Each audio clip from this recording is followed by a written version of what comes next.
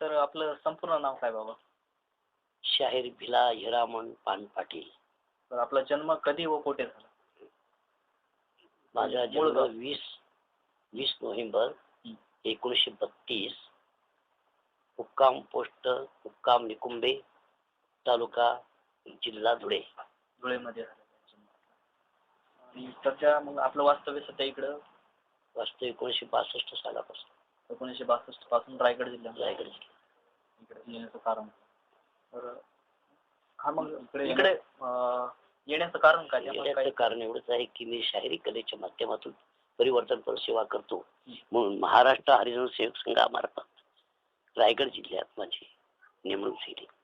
जिल्हा प्रचार म्हणून 1962 पासून 62 पासून महाराष्ट्र हरिजन सेवक संघ. हरिजन सेवक संघ हरिजन सेवक संघ पण त्यावेळी होती त्यावेळेस होती ती 62. आपली शैक्षणिक प्रक्रिया काय कुठपर्यंत झालेली? मराठी 4थी पर्यंत आहे. मराठी 4थी शिक्षण झालेलं. त्यानंतर सोडलं काय कारण? 4थी पासून मग तसं तर वर 5 5वी 6वी गेलं तर शिक्षण शिकलो नाही ते असं झालं. म्हणजे कारण हे की की जे त्यावेळेच एक अस्पृश्यता आडवी आली, सावली घ्यायचं नाही, त्यामुळे त्यावेळेस सूत्र म्हणून लेखलं जात होतं, आम्हाला शाळेच्या बाहेर ठेवायचे मास्तर, त्यामुळे शाळापासून आम्ही दुर्लक्ष. आपल्याला गीत गायनाची आवड कशी निर्माण? म्हणजे गाण्याचं निवड औपचारिक निवड कशी झाली? म्हणजे इकडं आवड कशी निर्माण झाली? आवड अशी निर्माण झाली की लोकांचं रेकॉर्डिंग ऐकून मी स्वतः प्रॅक्टिस करायला लागलो. मी दुसऱ्याचे गीत गायचे. म्हणजे वामनदादा कर्डक यांचे काही गीत गायले 56 साली. ते त्यांचे पावलावर पाऊल ठेवून मी स्वतंत्र माझी जलसा पार्टी काढली होती. भीम जलसा पार्टी जलसा पार्टी काढली होती ते निकुंबे या गावात. नंतर आम्ही शेवटी तेव्हापासून मला नाद लागला तर कलेच्या माध्यमातून जिल्हा प्रचार म्हणून आलो इकडे. मी आता सुद्धा खेडोपाडी रानोराणी पहाडामध्ये अज्ञान अंधकर्मय जीवनामध्ये कितपत पडलेले गोरगरीब समाज आहे, आदिवासी समाज आहे, अशा समाजामध्ये कलेच्या माध्यमातून जागृती निर्माण केली. आंबेडकरी शायरी करताना सुरुवातीला कोणा सहकार्य लाभलं का? नेमकं पार्टी काढली? वामनदादा कर्डकेबरोबर सुरुवातीला. त्यांच्याबरोबर तुम्ही त्यांच्या पार्टीमध्ये होते? त्यांच्याबरोबर फिरलो, पार्टी नाही, असं खेडोपाडी धुळे तालुक्यामध्ये धुळे जिल्ह्यामध्ये त्यांच्याबरोबर आम्ही पार्टी फिरायचे. सहकार्य त्यांच्या आम्ही सहकार्य म्हणून त्यांच्यावर राहायचे. ते त्यांचे गीत आम्ही गायचे. काय अनुभव असे प्रत्यक्ष गायला संधी मिळाली? मग तिथे अनुभव यायचा. तुझ्याच पदी भीमराया हृदयाची फुली उजळावी, स्मरणात तो जन्मदिनी मळलेली मनी उजळावी, त्या काळाची गाणी तुम्ही त्यांच्यावर उतरले आमची कुळे, त्यांचेच गाणे गायचे. बाबा तुमच्या जन्मामुळे, ते आम्ही त्यावेळी गायचं. असं प्रत्यक्ष म्हणजे तुम्ही बाबासाहेबांच्या चळवळीशी संबंध कधी व कसा आला? 1956 साली बाबांच्या बरोबर धर्मदीक्षा घेतली. तेव्हापासून बौद्ध धर्म नागपूरला धर्मशील त्यावेळेला नागपूरला भदंतानंद कौशल यांच्यावर चंद्रमणी तिबेटचे दलाई लामा, त्याच्यावर ब्रह्मदेशाचे न्यायमूर्ती युचान टून, त्यावेळेला नागपूरमध्ये शहरामध्ये महिनाभर आम्ही प्रचार केला. तिथून मग नंतर इकडे आलो धुळ्याला मग आमचा प्रोग्राम चालू धुळे जिल्ह्यात, तिथेही प्रचार चालू. नंतर मग संयुक्त 1957 मध्ये संयुक्त महाराष्ट्र चळवळीमध्ये सुरू. तिथे आचार्य यात्रे एस.एम. जोशी, डांगे साताराचे नाना पाटील, धुळ्याचे उत्तमराव पाटील वकील, डॉक्टर चौधरी यांच्याबरोबर मग संयुक्त महाराष्ट्राचे चळवळमध्ये कार्यक्रमाला सुरुवात झालो. त्यावेळेला त्याच्यामुळे गाणे होते. त्यावेळेला असे गाणे होते की संयुक्त महाराष्ट्र भोगवतो माझ्या सरकारा, कुशाल कोंबड झाकून धरा. त्यावेळेस माझं गीत होतं, त्याचं असं गाणं होतं माझं की नंदी बैल आला गदारी, नंदी बैल आला, मोले रडाया माडगुळ आलं, अर्ध्या कांडीनं पिवळं झालं, दारातला हत्ती बिळात गेला, बिळाचा नागोबा बाहेर आला, आई माई हो मायबाप दादा, पंचाद्या खादीचा औषध दिला. त्या काळात असे गीत होते. रोगात रोग टीबी कॅन्सर कोटा, त्याहून काँग्रेस महारोग मोठा, रोगाचा काढा समूळ काटा, समितीचे घात तुम्ही आता सोटा. त्यावेळेला अशा त्या काळाचे असे चळवळीचे गाणे होते, ते गीत आम्ही गायचो. बरं, तुम्ही प्रत्यक्ष शाहिरी करताना तत्कालीन त्यावेळी समाजाचा प्रतिसाद कसा होता? समाज कशा दृष्टीने पाहिजे? समाज हा निरक्षरपणा जास्त होता आणि समाजामध्ये गाण्यातून जनजागृती त्यांच्या भाषेमध्ये. समाजाचे आपला समाज आहे ग्रामीण भाग खेडेगावाच्या भाषेमध्ये आम्ही त्यांना पटवून सांगायचं की त्यावेळेला सांगायचं ते हैराणी भाषेचं गाणं ते उठरे महारभाऊ उठरे चाल कौतरू भोगत बस हाल असे त्या काळचे गाणं होते. अशामुळे मग तिथे बाबांचेच गाणे मग लोकांना जागृत करायचे, जागृतीचे गाणे, बौद्ध धर्माचा प्रचार असं वाईट मार्गातून काढायचं. मग तुम्ही चांगला मार्ग राहा, राष्ट्रीय एकात्मता, पूर्वीचं जे घाण पद्धती सोडून द्या, गुलामगिरीत राहू नका, किती वर्ष राहणार आपण गुलामगिरी, अशा गाण्यातून गीतातून प्रचार करायचा आम्ही. बरं, तुमच्या शायरी संचामध्ये त्यावेळी कोण कोण? माझ्या शायरी संचामध्ये आम्ही दप तुंतुने आणि अजून एक दोन तीन लोक तारा अशी आम्ही करायचं. त्यावेळेस ग्रामीण भाग, ग्रामीण भागामध्ये लाईट नाही काही नाही, नुसतं टेंबावर आम्ही प्रचार करायचो त्यावेळेला असं होतं. बरं, त्यावेळी मनोरंजनातून प्रबोधन करत असताना, समाज जागृती करत असताना आपणास काही अडचणी आल्या काय? अडचणी यायच्या, जे टीकात्मक गाणी म्हणतात त्या अडचणी निर्माण व्हायच्या. मग असा प्रसंग यायचा काही वेळेला, मारामारी झगडा पण व्हायचा. पण माझ्या गाण्यात झाला नाही. पण असे काही टीकात्मक म्हटलं तर थोडं कडवट वाटायचं लोकांना शायराबद्दल असं. पण जर झालं तर शेवटी आम्हाला सत्य सांगावं लागलं.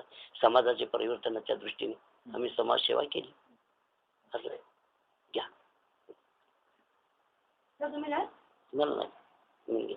पाणी. जसं की आता वामनदादा सोबत आम्ही होतो, तर वामनदादा सोबत असताना अशी नेमकी स्फूर्ती वगैरे असं काय नेमकं काही घडायचं का? वामनदादाच्या सोबत असताना टीकात्मक नाही, वामनदादा जे परिवर्तन करायचं तेच गीत आम्ही गात आहोत, बाकी नाही. आणि वामनदादा असल्याने बुद्धिमान माणूस कोण, त्याच्यामुळे आम्ही चांगलं राहिलो, त्यांच्यामध्ये आम्हाला चांगलं मिळालं, चांगले गुण मिळाले. आणि तेच प्रेरणा घेऊन आम्ही स्वतः मग स्वतंत्र पार्टी माझी सुरू झाली. मग स्वतंत्र पार्टी केली. धुळेवरून तुमचा प्रवास सुरू झाला. धुळ्यावरून टप्पे लगेच इकडे आले, रायगड मध्ये आले की अजून काय टप्पे करत आले? धुळे, जळगाव, नाशिक, मलकापूर, बोदड, भंडारा, अमरावती, बुलढाणा, चंद्रपूर, भंडारा, बहुतेक ठिकाणी फिरून आलो प्रचार करायला. प्रचार करत मग इकडे प्रचार म्हणून टाकलं मला 62ला, इकडेच खाल्लं. पण तरी सुद्धा कला ही श्रेष्ठ आहे. कलेच्या माध्यमातून अजूनही महाराष्ट्रावर फिरवतात मला लोक बोलवून. अजून बी कार्यक्रम चालूच आहे. शासनाचे जे आता विषय आहेत त्या विषयावर प्रचार करतो ना आपण. गव्हर्नमेंटचे जिल्ह्यातून इथे येऊन राहण्याचं काय कारण? इथे राहण्याचं एकच होतं की या जिल्ह्याला माझी नेमणूक केली. माझी नेमणूक केल्यानंतर या जिल्ह्याचा अभ्यास आपण केलाच पाहिजे. या जिल्ह्याच्या सह्याद्रीच्या डोंगरात राहणार अज्ञान अंधकर्म जीवनामध्ये कितपत पडणारे अप्रकाशित म्हणजे निरक्षर शिक्षण नव्हतं त्यावेळेला 62 झाली. अशा अवस्थेमध्ये त्यांच्या भाषेत स्वतः गीत तयार करायचं, कातकरी भाषा आदिवासींच्या भाषेमध्ये, आणि ते गायचं. मग परिवर्तन व्हायचं त्याच्यामध्ये. त्यांच्यासाठी आश्रमशाळा काढायचे, त्यांच्या हॉस्टेल काढायचं, मुलांना शाळेत पाठवायचं, असं काम आपण या भागामध्ये प्रबोधन व्हावं यासाठी. प्रबोधन, शाळेत शिक्षणाचं प्रबोधन व्हावा असं या दृष्टीने केलं आपण.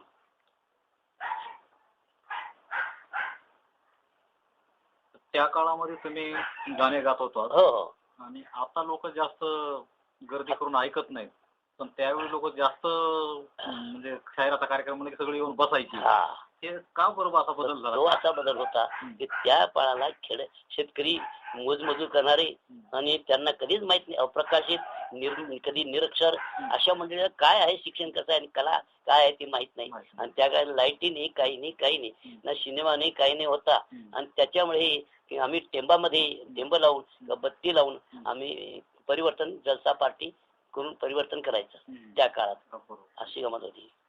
आता लोक हे ऐकायला जास्त प्रतिसाद देत नाही. त्या काळात असं होतं की त्या काळात काहीच करमणुकीचं साधन नव्हतं, म्हणून खेड्यागावची भाषेत बोललं तर त्यांच्या भाषेत बोलल्यानंतर अधिक प्रभावी व्हायचे. परंतु आता परिस्थिती अशी झाली की आता सिनेमा, व्हिडिओ, ऑडिओ नकलीपणा निघाला, जगाला लुटलं, नव्या रूढींचा चालीनं कमाल केली बघा. पावडर लालीनं, फॅशनने वाटोळं लावलं आणि आमचा कार्यक्रम पण आयुष्य वेचलं. तर शासनाने दुर्लक्ष केलं आमच्याकडे. उपेक्षित कलावंतांना उपेक्षित ठेवलं. आणि जलसा पार्टीमध्ये ज्याने आयुष्य घेतलं त्यांनी संबंध आयुष्य गेलं, तर शासनाने काही बघितलं नाही त्यांच्याकडे. हे पण लिहा, माझं आयुष्य गेलं अजून शासनाने काही बघितलं नाही. आता हे जे मिळालं थोडस मानधन ते थोडं 80व्या वर्षामध्ये सुद्धा ही किती किती कठीण गोष्ट आहे, लक्षात ठेवण्यासारखी गोष्ट आहे. आम्हाला पगार वाढू नये, काही नाही. अशा अवस्थेत आम्ही आहोत. आणि प्रसंग केव्हा घडला होता तो प्रसंग मला वाटतं 1940 साली चाळीसगावला. 40 तिथे बाबासाहेबांची भेट झाली. 35 30 आणि 1932 आणि 8 बरोबर 40 7-8 वर्षात एकच गीत गायला होतं मी लहान असताना. बाबा जाईल तुझं दुःख सारा, बाळा तुझं फौजदार, असं मी बोलत होतो काय. आणि मग शिक्षण होतं म्हणून बोलत ब्राह्मीण शिक्षण असं ते अशी गाणी सगळ्याला म्हणजे एवढे प्रभावित केलं त्या लहान वयात. तेवढं पण आम्ही एक बाबाबद्दल आदर वाटायचा म्हणून आम्ही जागृत झालो लहान आभार वृद्धापासून सगळे बाबांचे गौ करायला लागलो.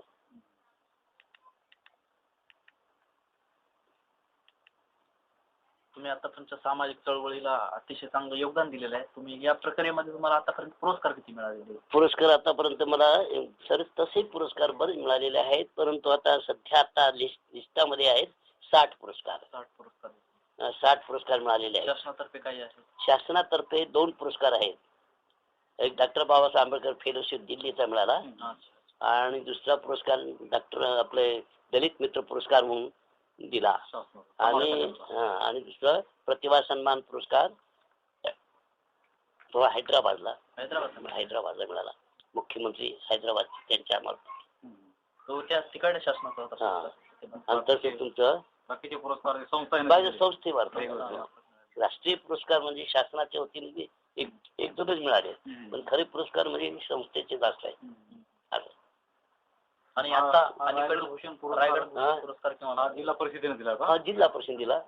रायगड भूषण पुरस्कार, समाज भूषण पुरस्कार समाज संस्थेमार्फत आहे असं आहे ते. आणि प्रतिभा सन्मान संस्थेमार्फत आहे. पण ते आपल्याला राष्ट्रीय पुरस्कार फक्त हे दोन मिळाले, बाकी काही म्हणजे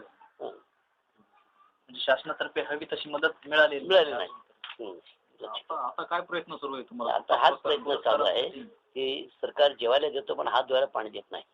कारण आमच्याकडे बुद्धी खूप आहे, आमच्याकडून राबवून घेतात पण आमच्या उपेक्षित ठेवतात. आम्हाला हे दुःख आहे. कारण एक काळ असा होता की आम्ही समाजाला जागृत करायचा. जागा हो भारत देशा, शत्रू टपला तुमच्या नाशा. आम्ही जागवायचं आणि आम्ही जागवत असताना एवढं रक्ताचं पाणी करून आणि उतार वयाला आम्हाला शासनाकडून आधार काही नाही. मानधन आहे ते थोडंसं अल्प मिळतं, त्यात वाढून कमी 5,000 मानधन मिळालं पाहिजे. राज्य सांस्कृतिक पुरस्कार मिळण्यासाठी तुम्ही काय प्रयत्न केले? राज्य सांस्कृतिक पुरस्कारासाठी मी काहीच प्रयत्न केला नाही, कारण पाठवलंच नाही. काही मी पाठवलं त्याच्यात काही पत्ता नाही, काही मिळालं तुमचं काही. तुम्ही काय म्हणजे आता तुम्ही आधीच्या जमान्यातले सरकारला माहित नसतं, नवे लोक येतात सरकारमध्ये, त्यांना काय माहित नसतं ना. तर तुम्ही तिथे गेल्याशिवाय त्यांना कसं कळणार? काय प्रयत्न कुणाला भेटला? नाही कुणाला भेटला? कुणाकडे? आमच्या जिल्ह्याचे पालकमंत्री, दुसरे कोणी भेटत. जिल्ह्याचे गणपतराव देशमुख होते पालकमंत्री, त्यांना पण यांना पण भेटलो. मंत्रालयातले बरेच मंडळी ओळखीचे नाही, कोणी म्हणत काम कोणी करत नाही. हा ना, बरेच मंडळी आता तिथे बरेच अधिकारी आपल्या ओळखीचे जातात नाही, येतात कोण जातात काय होतं. अजय आंबेकरला भेटला होता? अजय आंबेकर नाही, त्यांना दिलीप शिंदे पुरस्कारासाठी कोणाशी चर्चा केलेली आहे का? नाही, आपण काही भीक मागितली नाही. त्यांनी द्यावा, मला माझं कर्तव्य बघून, कलेची किंमत बघून त्यांनी द्यावा. तुम्ही कधी चौकशी राहिला तसं त्यांनी चौकशी करावी. एकदा साहेब बालेराव साहेब इथे संध्याकाळवर चौकशी केली माझी, काय माझ्याकडे काय काय आहे पाहून गेले. आणि मग आता पुन्हा काय चौकशी आपण घेणार? तिथं भीक मागितल्याची मला किंमत नाही, त्याचा अर्थ असा. शाहिरी परंपरा ही महाराष्ट्राची खाण आहे. सवय आता 20 तारखेला कंप्लीट 80 वर्ष होईल. 20 नोव्हेंबरला 80 वर्ष पूर्ण होणार. 80 लागेल, 79 पूर्ण होईल. बरं, तुम्ही तुमच्या उभ्या हयातीत आपल्या बाबासाहेबांची राजकीय चळवळ पाहिलेली आहे. तर त्या राजकीय चळवळीची आज वाताहत झालेली आहे पूर्ण. म्हणजे गटाचं राजकारण सुरू झालेलं आहे, सगळा पक्ष विखरून गेलेला आहे. तर त्यावर तुमचं मत काय? तुम्हाला काय दुःख वाटतं, खंत वाटते की नाही? हे जे आहे ना राजकारणाच्या, हे बघा साहेब, माफ करा, पुढारी कशाशी खातात कळे ना ज्यांना, कशाला पुढारी योगीच म्हणावे त्यांना. असावा शाहिराचा मर्द शाहिरी बाणा, परंतु था त्यांचा लाजवी अब्दुल खाना. खरं पाहिलं तर पुढारी होणं सोपं, काम करणं कठीण.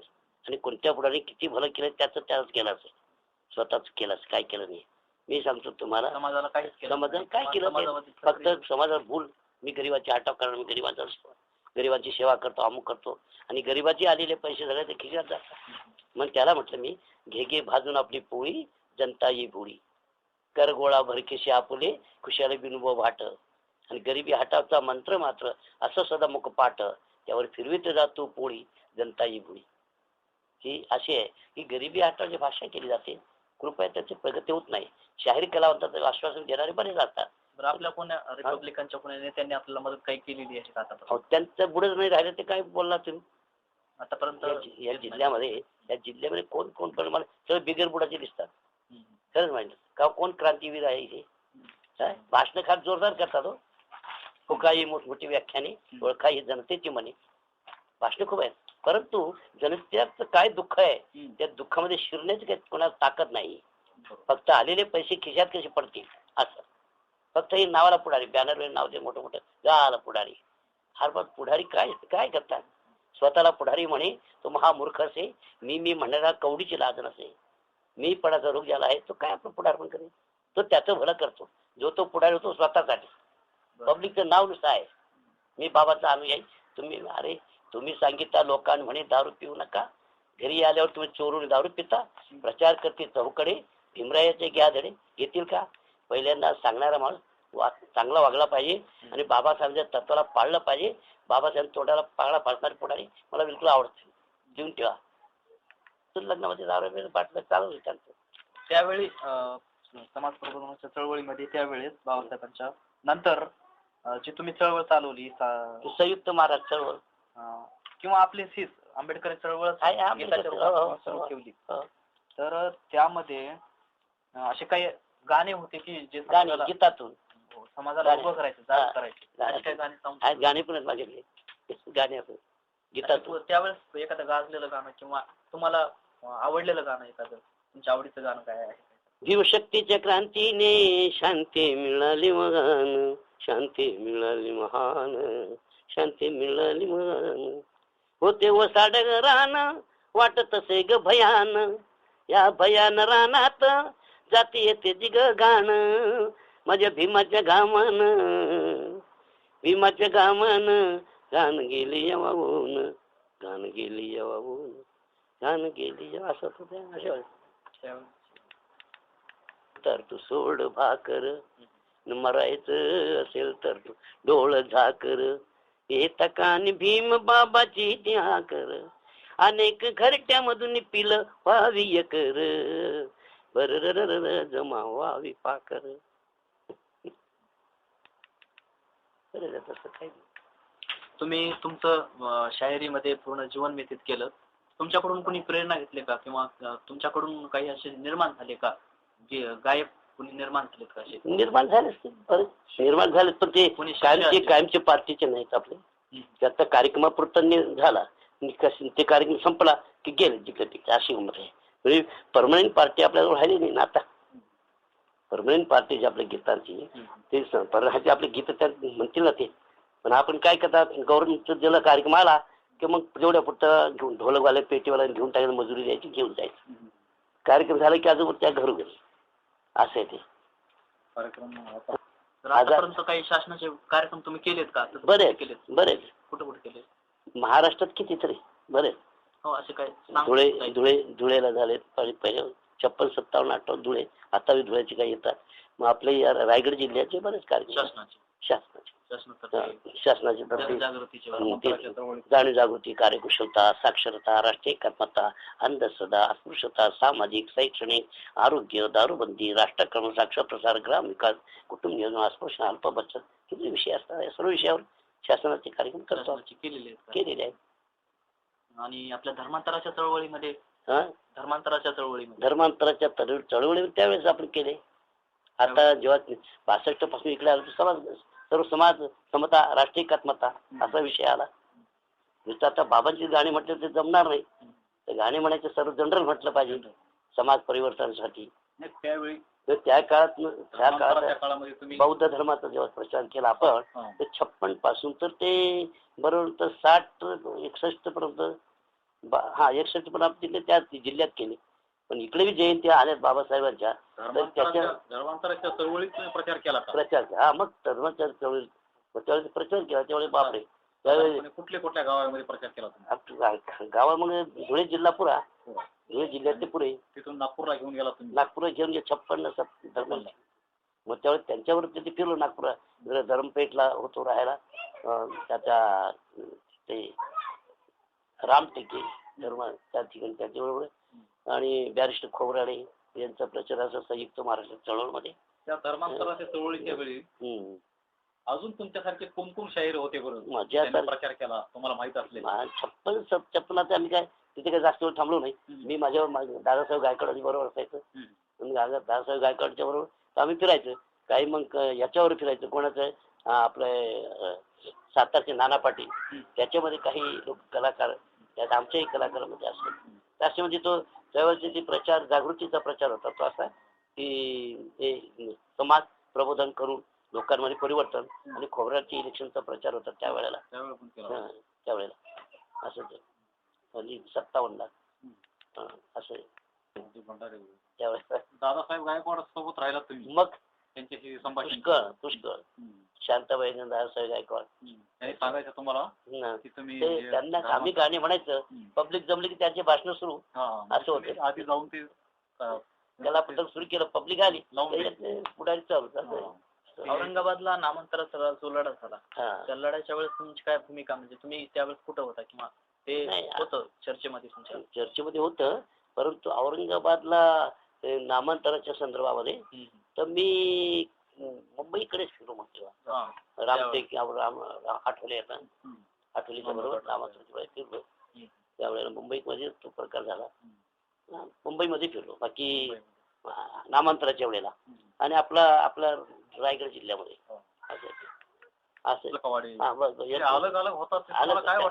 अलग ते काय ठीक आहे. त्याचं असं आहे की त्यांना असं आहे की स्वतःला गर्व आहे माझ्यासारखं कोणी नाही, असं वर्चस्व कोणाला आवडत नाही. पुढारी होणं सोपं, काम करणं कठीण आहे. म्हणून त्या दृष्टीने समाजाचं नुकसान त्याच्यामध्ये त्यांच्या बेकीमुळे समाजाचं नुकसान आहे. असं आहे ना, समाज जर एक संघ माझा असता तर हा दिल्लीच्या दरबारात जाऊन बसत असतो, पण आपला एक संघ होत नाही. काय जो तो मग स्वतःला पुढारी म्हणे तो महामूर्ख असे, मी म्हणायला कवडीची लाज नसे, मी पण रोग ज्याला आहे तो. हे सगळे असं करतात, हे वाचतात हे लोक असं करतात. तर ह्यांच्यावर शाहीर लोक आम्ही म्हणतो असं, यांच्या नादी लागू नका. आम्ही लोकांना म्हणतो यांच्या खरे आणि खोटे तुम्ही ओळखावे, खरे तांदळ हाताले काढून का. प्रत्येक जण तसा वागतो, जो तो असा वागतात की पुढारी तो म्हणे मी पुढारी, तो म्हणे मी पुढारी, तो म्हणे मी. अरे सारेच पुढारी, पण निदान तुम्ही काहीतरी करा ना, सारेच तुम्ही पुढारी झाले तर होईल कसं. आणि तरी सुद्धा तुमचा मग ते हरेंद्र जाधव त्या काळामध्ये शाहीर होते ना, हरेंद्र जाधव. हरेंद्र ते बंबई वगैरे त्या ठिकाणी, आम्ही खेडोपाडी ग्रामीण भाग खेडोपाडी जास्त प्रचार जास्त केला. एकदम मधुर गाणी होती ते तसे रचना चांगली, तेवढी रचना कोणी रचना दुसऱ्याला काय येत नाही. काय येणार त्याला हे बघा, हत्ती कवच हत्ती उठावर गदाट कमरच्या, काव्य कशाशी खातात कळेना ज्यांना, कशाला कवी आम्ही उगीच म्हणावे त्यांना, असावा शाहिराचा मर्द शाहिरी बाणा, परंतु थाट यांचा लाजवी अब्दुल खाना. ते काय होतं, शाही होणं कवी होणं प्रत्येकाला वाटतं, शायनिंग सगळ्यांना करता येतं, पण कृती करणं फार कमी आहे. त्यामुळे आता कोणी काही बी असू द्या, जो ज्याने होत आणि मोरकडे मुलगी क्या पैशाने, जो ज्याला होतील, परंतु खरे आणि खोटे जनतेच ओळखावे, खडे तांदळातले काढून या फेकावे. अशी गमत आहे.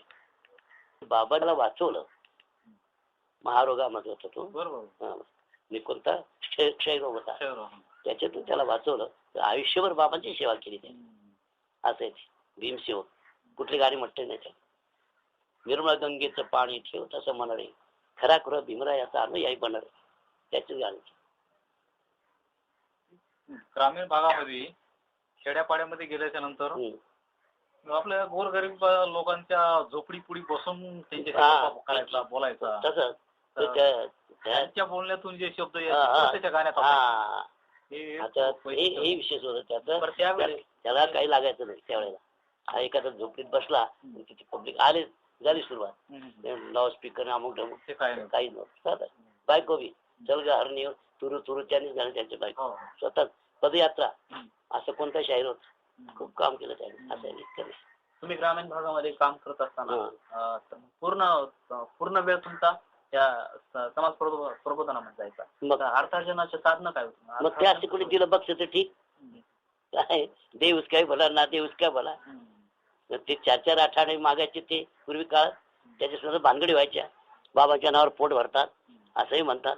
बाबाच्या नावावर पैसे गोळा करतात पोट भरतात असं म्हणतात. त्याच्यावर घर चालत होतं का तुमचं? नाही त्याच्यावर घर काय चालायचं. त्याच्यावर काय घर चालेल. एक हाऊस म्हणून आम्ही फिरायचे. वडील आमचं मजुरी करायची. काय होतं मग उत्पन्नाचं साधन? दुसरं उत्पन्न साधन असेल आपली मौल मजुरी करायची वडील. मी आपलं गाणे म्हणत बसायचं. मला काय मिळेल मला माहित नाही. एखादा पुढे चला पाटील माझ्या प्रचाराला जायचं. मग त्याने आपलं काम करून घ्यायचं. मग ते स्वतःच्या आपल्या शाहिरी कला ही महाराष्ट्राची छान आहे. ही बरोबर आहे. पण त्या कलेचा फायदा लुटारू लोकांनी घेतला पुढाऱ्यांनी. पण त्या कलाकाराला कोणी बघितलं नाही. कलेचा उपयोग कोणता? फक्त इलेक्शन पुरता हातात धरलं आणि मग कामापुरतं काम झालं की नाही कुंठून नाही बघायचे.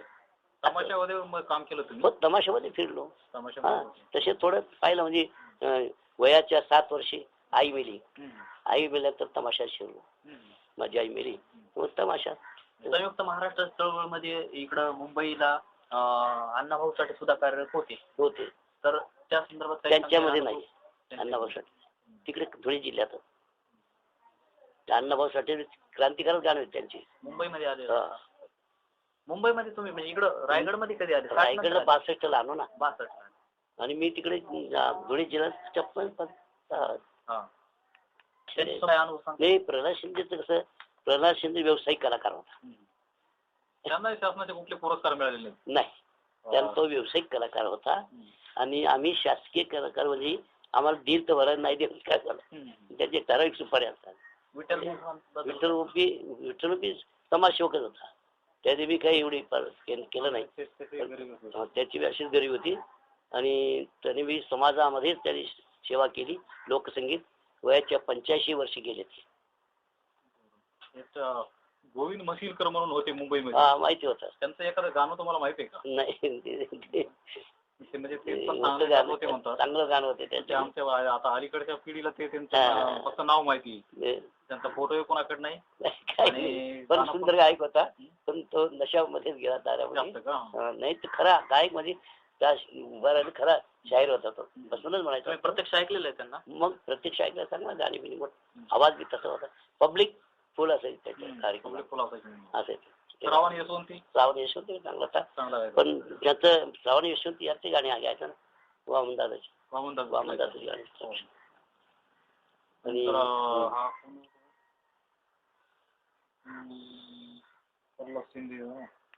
प्रचार करायचा. आता बाबासाहेब नागपूरला धर्मांतर करणार आहेत. तिथे तुम्ही प्रचार करायचे. तुमचे गाणे ऐकून लोक यायचे आले नागपूरला तेवढे लोक? नाही 6 लाख लोक आले म्हणतात ते. 6 लाख लोक आले. आम्ही कलाकारांनी कलावंतांनी जागृती केली. पण बाबा म्हणजे काही त्यांना कळलं नव्हतं. बाबाला बघायला लोक आले होते. असे बौद्ध धर्मात त्यांना अर्थ कळालाच नाही.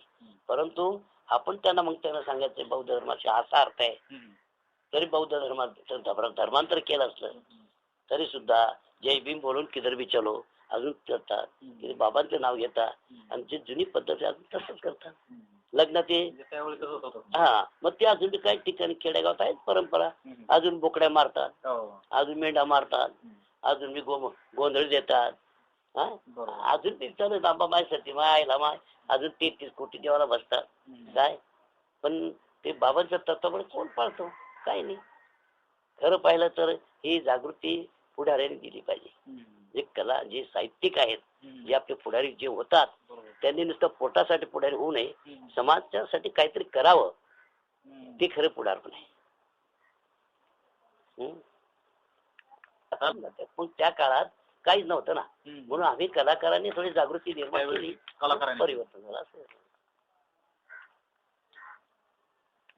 याचं कारण म्हणजे आर्थिक दृष्ट्या समृद्ध नाही. आणि त्या कलाकारांना जे कलाकार आहेत परिवर्तन करणारे त्यांना ऐहिक जीवन सुखी नसलं काम करू शकत नाही ना. त्यांना प्रपंच सोडून तर करता येत नाही. पण ते हे कसे, हे जे कलावंत आहेत, समाज परिवर्तन करणारे निस्वार्थी कलावंत, यांना यांना काही पगार नाही काय, आणि पगार नाही तर जनता कोण देऊ शकत नाही. हा, तमाशा असेल किंवा लेडीजचा कार्यक्रम असला तर ते बक्षीस खूप देतील, पैसे देतील. किंवा नकली चालल्यावर गाणे म्हटले समाज प्रबोधनाला हा. एवढं हा. नाही. पण जे पण जी साधनं तुम्हाला मिळवून दिली तर तुमच्या मार्फत किंवा या आताच्या पिढी मार्फत समाज प्रबोधन होऊ शकते, यावर विश्वास आहे. हा, तर आता आपण कलावंत आहेत, पण त्यांनी त्याच्या प्रबोधन करणाऱ्याला शासनाने मदत केली पाहिजे. साहित्य त्याची मदत केली पाहिजे. ते होत नाही. हे चहा ठेवतो काय अपेक्षा आहेत का? शासनाकडून एकच अपेक्षा आहे का शेवटच्या वेळेला शासनाने कमीत कमी 5,000 तरी आम्हाला महिन्याला करावा. वृद्ध कलाकारांना ज्या कलाकारांनी उभं आयुष्य वेचलं समाज प्रबोधनच्या कामासाठी, आणि आम्ही एवढं समाज प्रबोधन करून जर आम्हाला आजच्या उतार वयाला शासनाने जर उपेक्षित ठेवलं तर कसं व्हायचं. तर शासनाने आमच्याकडे बघावा, नाही का, अशी आमची विनंती आहे. बाकी काय नाही. या बाबतीत तुम्ही सांगा, चांगलं लिहा शब्द तुमच्या हाताने. काय शासनाने काहीतरी बघावा. आमची परिस्थिती अशी गंभीर आहे की आज म्हणजे घर में नहीं खाने को आम गए पिसने को 60 ते 70,000 पुरस्कार आहेत. पुष्कळ बा शिंगर लावून ठेवले, पण घर में नहीं खाने को आम गए पिसने को उत्तर वयामध्ये बघत नाही. मग आम्ही कोणाकडे बघावं, अशी गमत आहे ना. म्हणजे मुलं बी जर झाली, मुलं काय करतील, त्यांचाच प्रपंच त्यांना होत नाही तर आपलं काय बघणार. मग तेव्हा त्यांना बघतील का आपल्याकडे बघतील, अशी गमत आहे. मग त्या दृष्टीने या आमच्या मानधनाच्या बाबतीत जरा तुम्ही लिहून दिलं ते बघा, काय पाहिजे सांगा. जर इतिहास तुम्ही देईल तुम्हाला. पण मी काय म्हणतो, की कोणत्याही परिस्थितीत मानधन वाढवा, हे आमचं म्हणणं आहे. आता काय का, आणि आता अशी गमत आहे, ज्याला काही टाळ टिपता त्याला बी मानधन मिळतं. खरे आणि खोटे तुम्ही वेळ खावे, खडे तांदळा त्याला काढून या फेकावे. खरं खोटं ओळखणं शासनाने ठरवायचं आहे. म्हणजे खरा कलावंत उपेक्षित ठरतो, नकली कलावंतांना मानधन मिळतं, हे तट्टा नव्हे का, असं. म्हणून त्या दृष्टीने हा विचार करावा शासनाने, ही माझी विनंती आहे. बिला पानपाडीची.